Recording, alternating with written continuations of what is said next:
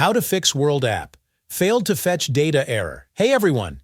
In this quick tutorial, I'm going to show you exactly how to fix the World app error that says failed to fetch data, or when the app just won't load. If you're stuck on this issue, just follow along step by step and we'll get it working again. Alright, let's dive in. First, open your phone and make sure you have a stable internet connection. If you're on Wi-Fi, try switching to mobile data. Or if you're on mobile data, switch to Wi-Fi. A weak or unstable connection is one of the most common reasons this error pops up. Next, let's make sure World app is up to date.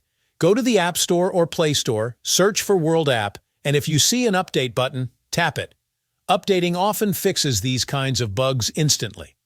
Now, if you're still getting the error, let's clear the app's cache. On Android, open your phone's settings. Scroll down to Apps or Apps and Notifications.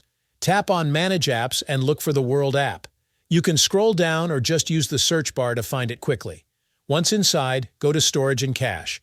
From here, tap Clear Cache, then Confirm. After that, tap Clear All Data and confirm again. Don't worry, this won't delete your account. It just resets the app's saved files on your phone and removes anything that might be causing conflicts. If you're on iPhone, the easiest way is to delete the app and reinstall it fresh from the App Store. After that, restart your phone. Sometimes a simple restart clears background glitches that keep apps from connecting to their servers.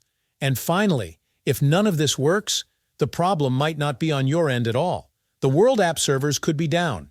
In that case, just wait a little while and check their official website or social media for updates. And that's it. Those are the best fixes for the World app failed to fetch data error.